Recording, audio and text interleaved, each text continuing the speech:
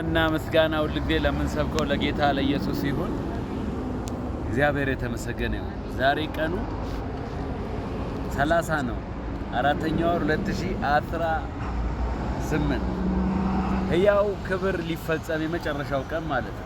የመጀመሪያው ቀን ያስተማርኩትንና ሁለተኛ ቆሮንቶስ መልእክት ምዕራፍ 3 ላይ መሰረት አድርጌ እናገራለሁ። በትዕግስት ሙሉን ስሙ። ክብር ለኢየሱስ ይሁን። አሜን። ኢየሱስ ያድናል። አሜን። መዳን በኢየሱስ ብቻ ነው። አሜን። ትንቢተ ዘካርያስ ምዕራፍ 2 ቁጥር 5 ላይ እንዲህ ይላል። በኢየሱስ ስም አነባለሁ። እኔም በዙሪያዋ የእሳት ቅጥር እሆንላታለሁ፣ አሜን፣ በውስጧም ክብር እሆንላታለሁ ይላል። አሜን። የእሳት ቅጥር በዙሪያችን የእግዚአብሔር ልጅ የኢየሱስ ክርስቶስ የእሳት ቅጥር አለ። ውስጣችን የራሱ ክብር አለ። አሜን። ክብሩ ደግሞ ኢየሱስ ነው። አሜን። እናስ ምን ትላለህ ካላችሁ ልቀጥላ። ሁለተኛ ቆሮንቶስ መልእክት ምዕራፍ 3 ላይ እንዲህ ይላል። ከቁጥር 5 ጀምሮ በጌታ በኢየሱስ ስም አነባለሁ። ብቃታችን ከእግዚአብሔር ነው እንጂ በገዛ እጃችን እንደሚሆን አንዳችስ እንኳን ልናስብ ራሳችን የበቃን አይደለንም። እርሱም ደግሞ በመንፈስ እንጂ በፊደል ለማይሆን ለአዲስ ኪዳን አገልጋዮች እንሆን ዘንድ አበቃን። ፊደል ይገላል፣ መንፈስ ግን ሕይወትን ይሰጣል።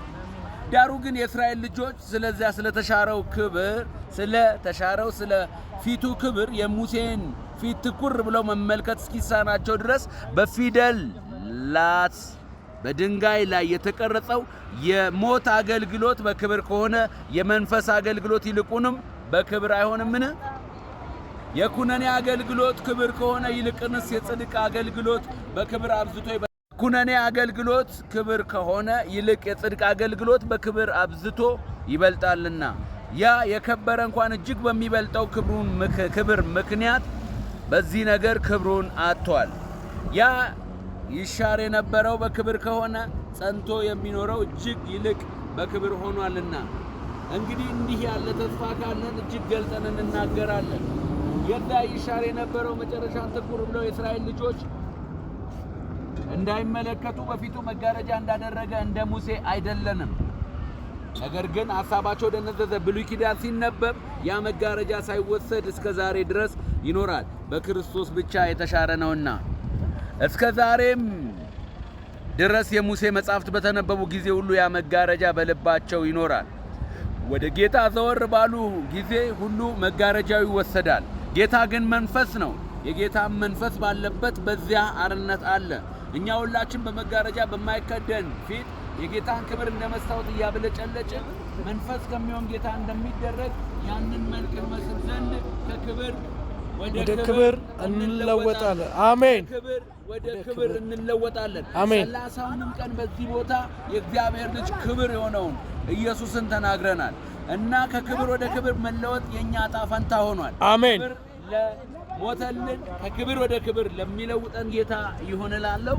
እያላችሁበት ክብሩን ለእግዚአብሔር እንድትሰጡ እናሳስባለን። አሜን። ክብሩ ለእግዚአብሔር፣ ውርደት ለዲያብሎስ፣ በረከት ለኛ ይሁን። አሜን። አና ባራኮሎ ኮራቶ ማንቶ ኮሎዲ ለሐዘከ ሎረሽ